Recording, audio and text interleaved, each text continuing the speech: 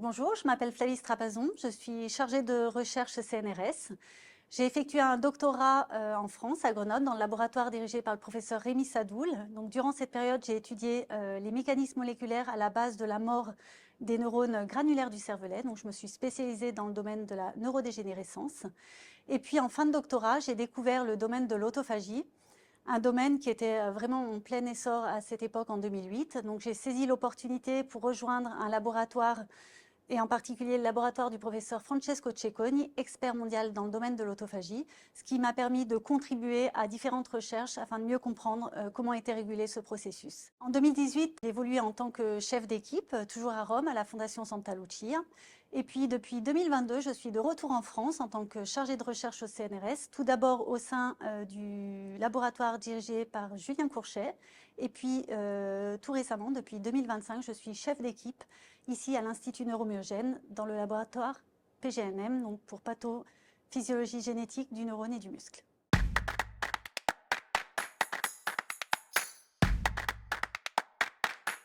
Alors, mon équipe s'intéresse à étudier l'autophagie dans le contexte des maladies neurodégénératives, puisque malheureusement ce processus est dérégulé dans ces maladies. Et nous nous sommes intéressés plus récemment à la maladie d'Alzheimer en 2020. Tout ceci a débuté lorsque mon équipe a identifié et caractérisé un variant du récepteur autophagique NDP52 que nous avons appelé NDP52GE et nous avons démontré que ce variant était très efficace dans la dégradation des mitochondries. Donc les mitochondries, ce sont les centrales énergétiques de nos cellules. Elles sont vraiment importantes pour le bon fonctionnement des neurones. Et nous avons démontré que notre variant NDP52GE était capable d'assurer un contrôle qualité de ces organelles, ce qui est très important pour un bon fonctionnement des neurones. De manière plus récente, dans le contexte de la maladie d'Alzheimer, nous avons démontré que ce variant NDP52GE est capable de dégrader à travers la voie autophagique la protéine Tau pathologique. Cette protéine Tau s'accumule dans les neurones de patients atteints de maladie d'Alzheimer. Elle crée des agrégats neurofibrillaires qui sont toxiques pour ces neurones. Ces agrégats neurofibrillaires de la protéine Tau vont être toxiques pour les neurones. Ils vont altérer la communication neurone-neurone et ceci va porter à la mort des neurones et donc à des défauts de mémoire qui est typique chez les patients atteints de maladie d'Alzheimer.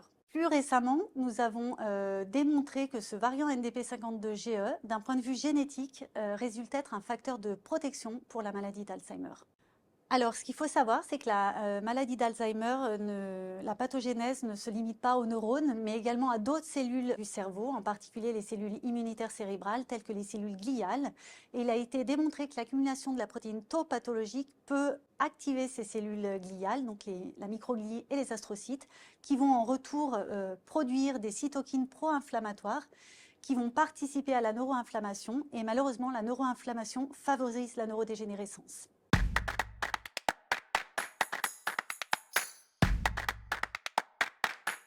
Avec le projet financé par la Fondation Alzheimer, ce que nous visons à faire, c'est de surexprimer ce variant NDP52GE dans l'hippocampe d'un modèle murin de la maladie d'Alzheimer. Et nous espérons que ce variant pourra réduire les niveaux des mitochondries endommagées dans ce modèle animal, mais également la protéine Tau pathologique.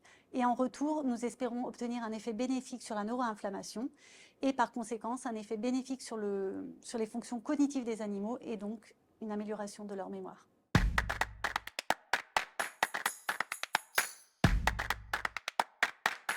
Ce projet aura deux impacts importants. Le premier, nous allons avoir le potentiel de démontrer qu'une protéine, en particulier NDP52GE, est capable de cibler à la fois les mitochondries endommagées et la protéine Tau pathologique.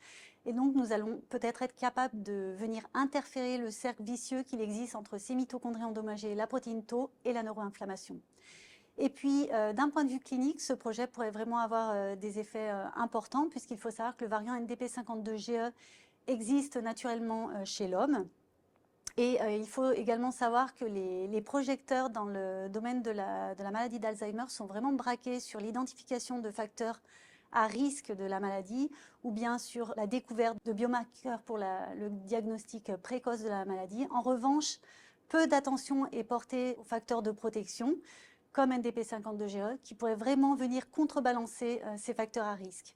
Et puis, dans un futur plus lointain, nous pouvons espérer stratifier des cohortes de patients dans les essais cliniques en prenant en considération ce variant NDP52GE. Alors, je tiens à remercier du fond du cœur la Fondation Alzheimer ainsi que tous ses donateurs, puisque grâce à eux, nous allons pouvoir effectuer ce projet. Et bien évidemment, le comité scientifique de la Fondation Alzheimer qui a retenu notre dossier.